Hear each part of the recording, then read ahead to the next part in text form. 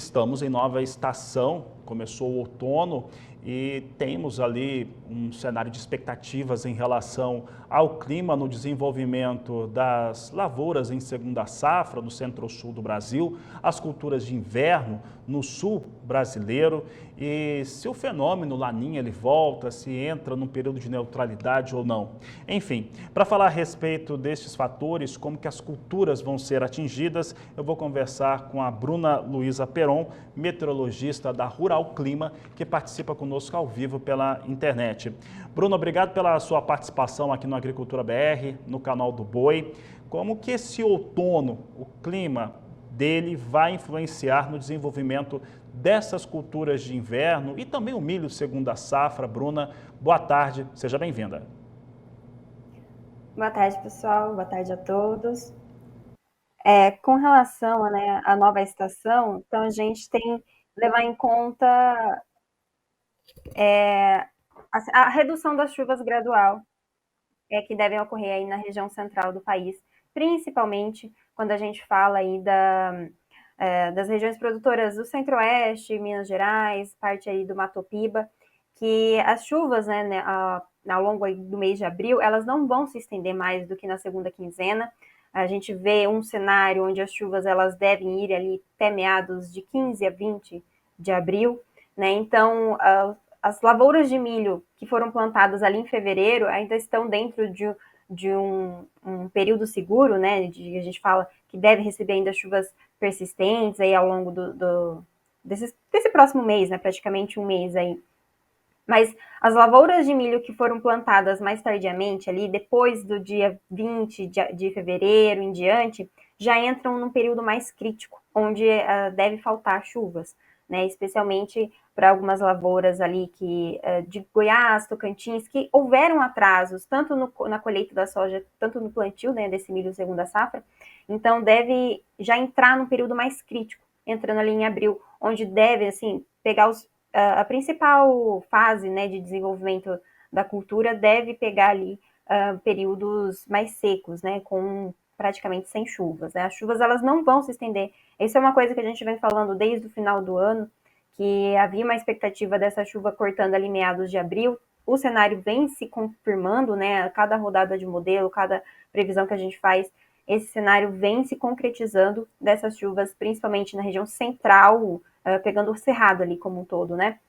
Não se estendendo mais do que a meados ali de abril, né? Então, para o milho, né, esse cenário é bem complicado, principalmente para aqueles que plantaram mais tardiamente, né? Houveram problemas, né, tanto durante a safra da soja, né, porque houve atraso no plantio da soja, atraso na colheita, depois atrasou o plantio. Então, essas lavouras que foram plantadas tardiamente vão receber menos chuvas e aí que é as que devem estar em situação mais crítica, né?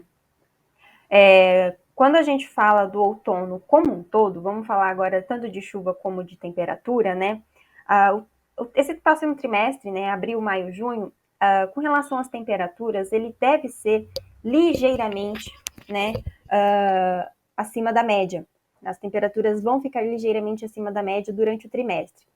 Claro que devemos ter ali ao longo da estação algumas entradas de ar frio, né, principalmente nas áreas mais ao sul do país, mas essas entradas de ar mais frio não devem ser fortes o suficiente ou prolongadas o suficiente para que a gente tenha queda na temperatura média do trimestre, né? Então, quando a gente fala na estação, a gente fala que a estação ela deve ter temperaturas ligeiramente acima do normal, né? A gente deve ter um abril ainda quente, com temperaturas mais elevadas, o início de maio também com temperaturas mais elevadas, principalmente falando áreas ali da região central e norte do país, né?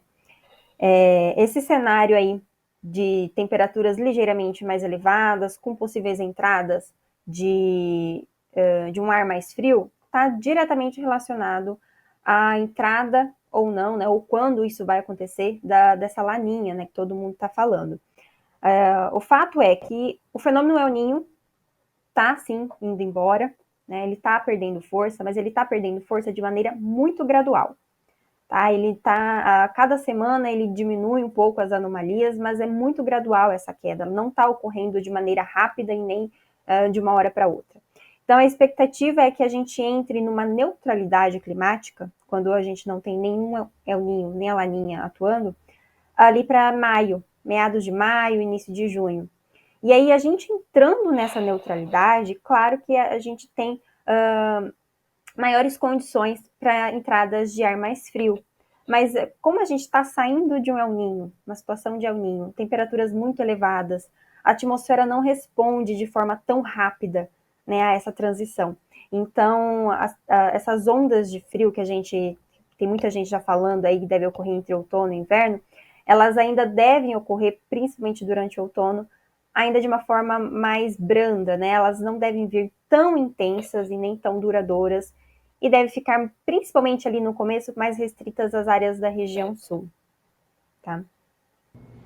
Bruna, em relação às áreas que podem ser mais afetadas ou estados com um clima menos favorável, nós temos algum estado ou região que deve viver momentos mais desafiadores durante essa nova estação? Falando, quando a gente fala mais na safrinha, né, do milho, principalmente, a gente deve focar um pouco mais, por exemplo, em algumas áreas ali do Goiás, Minas Gerais, né, também alguns pontos do Tocantins, que houve atraso significativo no plantio, né, eu acredito, falando assim de cabeça, esses devem ser os principais, e Mato Grosso do Sul, claro, são os principais quando a gente pensa no milho safrinha, que devem enfrentar algum problema. Mato Grosso, Goiás, Tocantins, Minas Gerais, está muito relacionado a esse corte das chuvas, né? Que não vai se estender mais do que abril, que eu já comentei. Mato Grosso do Sul, ao longo dessa próxima estação, até pode receber algumas chuvas um pouco mais frequentes do que a gente vem observando, né, nas últimas semanas, mas ainda assim essas chuvas vão vir muito irregulares, então podem ter áreas que vão ser mais beneficiadas do que outras, né? Isso também a gente levanta em consideração as temperaturas, né? Que ainda essa região ali, Mato Grosso do Sul, norte do Paraná, São Paulo, Triângulo Mineiro, ainda devem receber temperaturas um pouco mais elevadas, principalmente agora ao longo de abril. Tá? Não é uma onda de calor nova, não, nada disso. Mas é que as temperaturas ainda devem ficar um pouco mais elevadas nestas áreas. E aí, se a gente junta esse fator de chuvas muito irregulares com essas temperaturas mais elevadas, Mato Grosso do Sul, noroeste do Paraná também, a gente pode entrar nessa lista, também deve ficar um pouco mais atento aí às condições das lavouras, principalmente nesse próximo mês, né?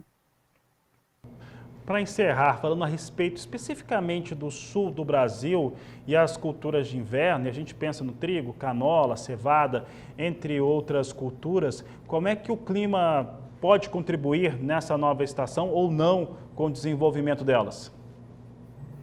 Olha, para a região sul ali, falando especificamente, acho que Rio Grande do Sul, né, que é um dos maiores produtores aí dessas culturas de inverno, por enquanto a gente não vê nenhum problema para aquela região, né? Tanto em relação de chuva como em relação às temperaturas, né?